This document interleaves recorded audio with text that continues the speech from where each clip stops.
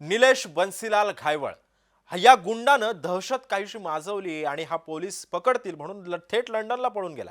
पण प्रश्न असा आहे की हा गुंड पळून जातो तरी कसा, आणि गेलाच तर नेमकं त्याला पोलीस का बरं पकडत नाही? पण घायवळ पोलिसांच्या हातावर तुरी देऊन निसटला तरी कसा, यांसारखे नानाविध प्रश्न आता उपस्थित होतात. आणि या संदर्भामध्ये बोलण्यासाठी आपल्यासोबत सामाजिक कार्यकर्ते विजय कुंभार सर आपल्यासोबत जोडले गेलेले. विजयजी, स्वागत आहे तुमचं जय महाराष्ट्रमध्ये. निलेश घायवळचा इतिहास जर आपण बघितला तर हा अतिशय घाबरट गुंड आहे अशी त्याची ओळख आहे पुण्यामध्ये तरी.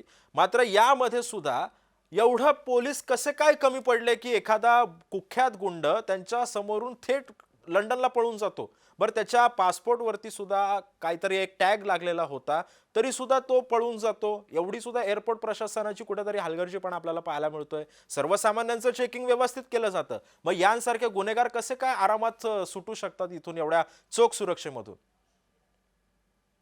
हे गुन्हेगार सुटतात याचं कारण असं आहे की त्यांना पोलीस आणि इतर प्रशासनाकडूनही हं, बऱ्यापैकी मदत मिळत असते. हं, त्यांच्या संमतीशिवाय, त्यांच्या सहकार्याशिवाय. हं, आता तुम्ही जर त्याचा पासपोर्ट बघितलात, हं, तर इकडं नाव आहे ते घायवळ आहे हं, आणि जे पासपोर्टवरचं नाव आहे त्याच्यामध्ये एच गायब आहे, गायवळ आहे. हं, त्याच्या वोटर लिस्टची नोंदणी तिकडे कुठेतरी सोनेगावला दिसते. हं, त्याने पत्ता दिला होता नगर शहरामधला.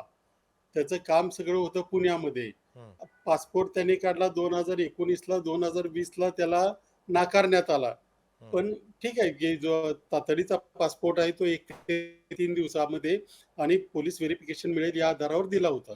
पण पोलीस व्हेरिफिकेशन नाकारलं. त्यानंतर 5 वर्ष म्हणजे 2020 नंतर आत्तापर्यंत अगदी मध्यंतरी हायकोर्टानेही सांगितलं, की हा पासपोर्ट जप्त करा. तरी तो दिला नाही आणि तो पळून गेल्यानंतर पोलिसांनी एल-ओ-सी जाहीर केली, हं, लुकआउट नोटीस.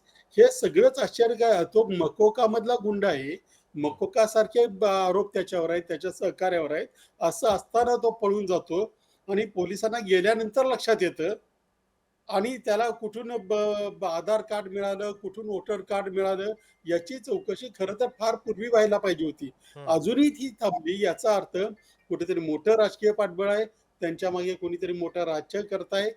कारण असे जे पासपोर्ट मिळतात, हं, ते विशेषतः अनेक्स्चर एफ म्हणजे राजपत्रित अधिकाऱ्याने त्याला पत्र दिल्यानंतर मिळते.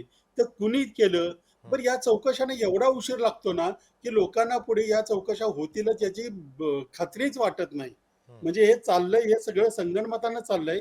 आणि तुम्ही बघा, नगरला पूजा खेडकर झाले, पूजा खेडकरचे आई-वडील झाले, हे आता घायवळचं प्रकरण येतंय. त्याच्या आधी जातीच्या दाखल्याचं आलं, त्याच्या आधी ते बोगस दिव्यांग सर्टिफिकेटचं आलं. हे सगळं घडतंय याचा अर्थ कुठेतरी सिस्टीम पूर्णपणे बिघडलेली आहे. राज्य शासनाला आता थोडं जरी वाटत असलं, की लोकांचा सिस्टीमवर विश्वास बसावा, तर त्यांनी त्याच्यामध्ये आमूलाग्र चेंज करून अशा गुन्हेगारांना ता आता तो म्हणे स्वित्झर्लंडला गेलेला आहे. हो. अरे तुम्हाला एवढं ते आपल्या काही एक्स्ट्रॅडिशन ट्रिटीज वगैरे आहेत. काय अडचण आहे त्याला पटकन आणायला? त्याचा मी कुठेतरी परवा वाचलं, की व्हिसा संपल्यानंतर तो येईलच आणि मग त्याला अटक करू. हं, ह्या सगळ्या यंत्रणा प्रोएक्टिव्ह कधी होणार आहेत? हं, तो आल्यानंतर अटॅक करू आणि मग पुढची सगळी प्रोसेस होईल. तोपर्यंत त्याने आणखी काहीतरी करून बसलेला असेल. हं. तर अशा वृत्तीमध्ये सगळ्या पोलिसांनी खूप अलर्ट राहणं आणि आपली आता प्रतिमा कशी सुधारेल, रेव्हेन्यूसह पोलिसांनी याची काळजी घेणं गरजेचं आहे. पण विजयजी, एक छोटासा प्रश्न अगदी मला थोडक्यात सांगा, हे कुठेतरी पोलीस प्रशासनाचं सुद्धा अपयश आहे असं म्हणावं लागेल? निश्चितपणे, हं, निश्चितपणे याच्यात काही शंकाच नाही. पोलीस प्रशासनाचा आहे, रेव्हेन्यू डिपार्टमेंटचा आहे. काही राजकारण्यांनी सहकार्य केलेलं आहे. त्यांच्या या सहकार्याच्या बदल्यात त्यांना काय मिळालं हे मी आता सांगू शकत नाही. हं, परंतु या सहकार्यामुळेच हे सगळं घडलेलं आहे. हं, पोलीस एरवी जर ज्या पोलिसांना तुम्ही बघतो आपण, गुन्हेगार समोर दिसला, मुद्देमाल समोर दिसला, की पटकन अटक करून नेतात. पण इथे मात्र पूजा खेडकरचे वडील पण पळून जातात पोलिसांच्या समोरनं आणि इथं हा गुंड सुद्धा मकोका असताना पळून जातो आणि आता वाट बघताय की कधी येईल, कसं पकडायचं याच्यावर. याचा अर्थ या गुन्हेगारीचं पूर्णपणे राजकीय संरक्षण आहे आणि त्यामुळेच खरंय. प्रशासनालाही यांना नक्कीच. संरक्षण द्यावं. हो. नक्कीच विजय सर, धन्यवाद तुम्ही आमच्यासोबत या संदर्भामध्ये बोललात त्या संदर्भात.